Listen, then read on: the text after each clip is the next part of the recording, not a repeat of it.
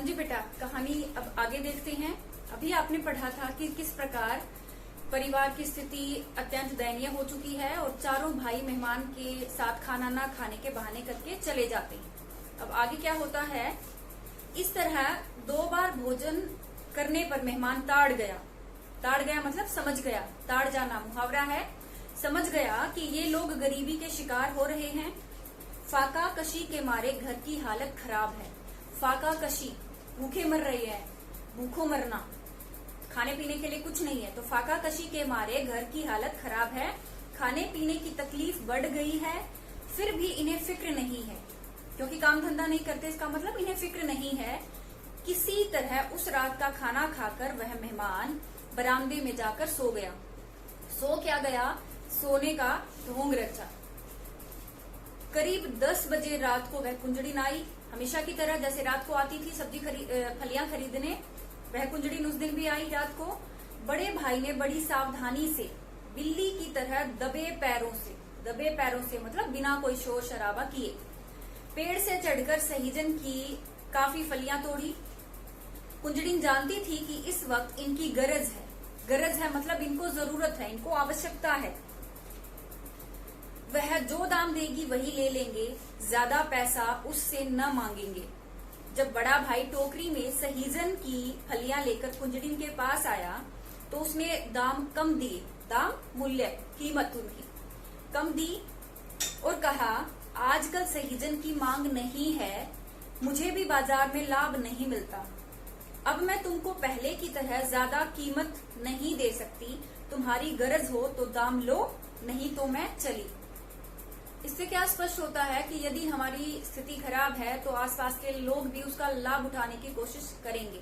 तो कुंजड़िन भी जानती थी कि इनका गुजारा इन्हीं फलियों के कारण चलता है, तो यदि मैं कम दाम भी दूंगी तो यह मुझे बेच देगा। छुप छुपाकर भी बेचते थे ताकि लोगों को पता ना चले कि ये फलियां बेचकर अपने घर का गुजारा कर रही है। इसलिए कुंजड़िन ने कम दाम देने के लिए कहा। बड़े भाई ने मुंह पर हाथ रखकर कहा, तुम जितना देना चाहो दे दो, मगर जोर से मत बोलो, बरामदे में हमारे मेहमान सो रहे हैं, जाग जाएंगे।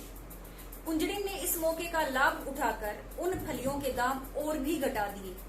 लाचार मजबूर बेबस होकर बड़े भाई को उतने ही पैसे लेने पड़े जितने कुंजड़िन ने दिए। अब कुंजड़िन को पहले तो पता था कि इनकी आवश्यकता है, इसी पर इनका निर्वाह होता है फलियों के कारण ही, और ऊपर से पता चल गया मेहमान भी आया हुआ है तो उसने और भी कम मूल्य उन फलियों के दिए। कुंजड़िन चली गई। चारपाइयों पर सब लोगों के जोर जोर से खर्राटे सुनाई पड़ने लगे। एकमात्र मेहमान अब भी जाग रहा था। वह दूरदर्शी तो था ही, दूरदर्शी, दूर की देखने वाला, दूर की सोचने वाला। उसने सोचा, यह कितना अच्छा प्रतिष्ठित खानदान है। प्रतिष्ठित जिसकी समाज में इज्जत है, सम्मानित परिवार है। झूठी और बनावटी इज्जत के ख्याल से ये नौजवान लड़के खाने पीने की तकलीफ बर्दाश्त कर रहे हैं और इस मामूली सहीजन के पेड़ के भरोसे अपना गुजारा कर रहे हैं। मेहमान काफी समझदार था, वो समझ गया कि सिर्फ ये अपनी झूठी शान को बचाने के लिए इस सहीजन के पेड़ के भरोसे बैठे हैं, जबकि ये चारों भाई बहुत कुछ कर सकते हैं, कमा सकते हैं। वह चुपचाप उठा, बरामदे के एक कोने में पड़ी कुल्हाड़ी उठाई और बिना किसी आहट के सहीजन के पेड़ के पास पहुंचा। पेड़ को जड़ के पास से काटकर धरती पर गिरा दिया। क्या किया उसने? पेड़ को जड़ से ही काट दिया। यही तो था उनका एकमात्र स्रोत, उनकी आय का एकमात्र साधन। फिर पो फटने से पहले ही नीम अंधेरे में मेहमान उस घर से चल दिया। पो फटने से पहले मतलब सवेरा होने से पहले, उजाला होने से पहले ही मेहमान घर से चला गया। क्या किया उसने? यही तो निष्ठुरता दिखाई उसने कि जो आय का एकमात्र स्रोत था सहीजन का पेड़, उसी को जड़ से काट दिया और चला गया। सवेरा हुआ। बड़े भाई ने उठकर देखा कि मेहमान बरामदे से गायब है। मतलब वो बरामदे में अब सो नहीं रहा है, दिखाई नहीं दिया, गायब है। और बगीचे में सहीजन का पेड़ कटा पड़ा है। घर को सहारा देने वाले किसी बुजुर्ग के मरने से जो मातम छा जाता है, जैसे अगर घर में किसी बुजुर्ग की मृत्यु हो जाती है, जो सिर्फ वही सहारा है, घर को वही पाल पोस रहा है, और उस बुजुर्ग की मृत्यु हो जाने के बाद जैसे परिवार को कष्ट होता है, दुख होता है, उतना ही दुख सहीजन के पेड़ के कट जाने के कारण इस परिवार को हुआ। वैसा ही उस परिवार पर छा गया, वैसा ही मातम। चारों भाइयों की माँ कहने लगी, यह दुष्ट मेहमान कहाँ से आया था। अब वो दुष्ट लग रहा है उनको, क्योंकि उसने एकमात्र जो स्रोत था उनकी आय का उसको काट दिया था। यह रिश्तेदार नहीं, मेहमान नहीं, पिछले जन्म का हमारा दुश्मन था। अब वो उस मेहमान को कोस रहे हैं कि उसने ये क्या किया। अगर इसे हमारी बुरी हालत पर तरस आ रहा था तो चुपचाप हमारे घर 8-10 मन अनाज भेज दिया होता। क्या उम्मीद कर रहे हैं उससे कि उसने पेड़ काटा, इसकी बजाय यदि उसे हम पर दया आ रही थी, हमारी ऐसी स्थिति देखी नहीं जा रही थी, ऐसी हालत देखी नहीं जा रही थी, तो 8-10 मन अनाज भेज देता, हमें खाने को मिल जाता। पीछे से कोस रही हैं उसको। हमारे परिवार के एकमात्र सहारे सहीजन के पेड़ को इसने क्यों काट डाला। बड़े भाई ने माँ से कहा, अम्मा, जब तक हमारा बस चला घर की पुश्तैनी इज्जत बचाई। पुश्तैनी होता है बेटा पीढ़ी दर पीढ़ी, पीढ़ियों से चली आ रही, जो कई पीढ़ियों से चली आ रही इज्जत थी हमारी, पिता, दादा, उनके दादा। उस इज्जत को हम जितने दिन बचा सकते थे हमने बचाई। न किसी की नौकरी की, न किसी के आगे हाथ फैलाया, मगर आगे गुजारा चलना मुश्किल है। कहीं न कहीं काम ढूंढना ही पड़ेगा। अब उन लोगों को काम ढूंढने की आवश्यकता महसूस हुई। उस बस्ती में चारों भाइयों की अच्छी इज्जत थी।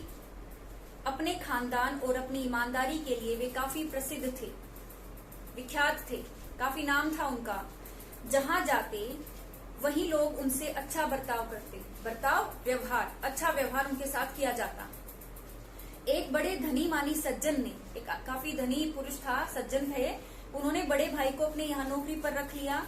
अन्य भाई भी कहीं ना कहीं लग गए। मतलब इतने प्रतिष्ठित थे कि सब लोगों को उनकी ईमानदारी पर विश्वास भी था, लेकिन इतने दिन निठल्ले बैठे रहे। अब सहीजन के पेड़ के कटने के बाद उन्हें महसूस हुआ कि अब उन्हें काम ढूंढ लेना चाहिए, और जल्दी ही उनको काम सभी चारों भाइयों को मिल भी गया। 1 साल बीत गया, चारों की हालत अच्छी हो गई, घर का कामकाज भी ठीक चलने लगा, घर में दूध घी की कमी नहीं रही। अब काफी अमीर आप कह सकते हो, काफी अच्छी हालत उनकी हो गई थी। दूसरी दिवाली आई, वही मेहमान फिर उनके घर आया। उसने कबूल किया मतलब स्वीकार किया, माना कि आंगन का वह पेड़ उसी ने कुल्हाड़ी से काट गिराया था।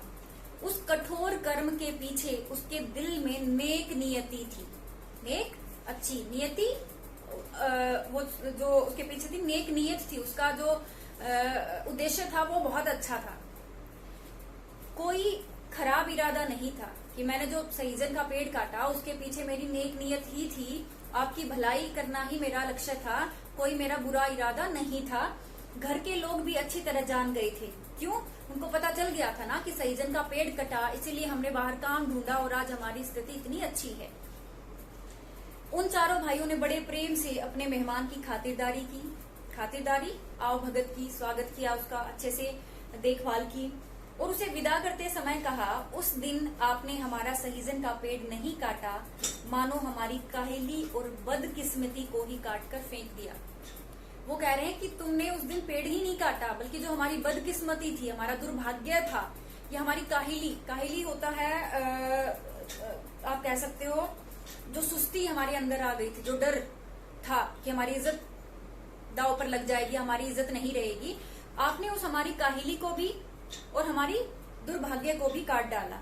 अगर आप हम पर तरस खाकर 5-10 मन अनाज हमारे घर भेज देते तो हम और भी नीचे गिर जाते, तो उसमें कहाँ उनकी इज्जत रह जाती, पूरे बुजदिल बन जाते, बुजदिल डरपोक। आपने हमारे आंगन का पेड़ गिराकर हमारी गिरी हुई किस्मत को ही ऊंचा उठा दिया। दुनिया में भाई बंधु हो तो ऐसे हो। अब उन्हें मतलब अच्छा लग रहा था कि उस समय उसको निष्ठुर कह रहे थे, दुष्ट कह रहे थे, निर्दयी कह रहे थे। अब उनको महसूस हो गया था कि इसने उस दिन जो काम किया, सहीजन के पेड़ को काटा, तो सहीजन के पेड़ को ना काट कर बल्कि हमारी बदकिस्मती को, हमारी काहिली को, हमारी बुजदिली को ही काट दिया, और आज हम इतने संपन्न हुए हैं। वे उसका शुक्रिया अदा कर रहे हैं, उसको धन्यवाद दे रहे हैं।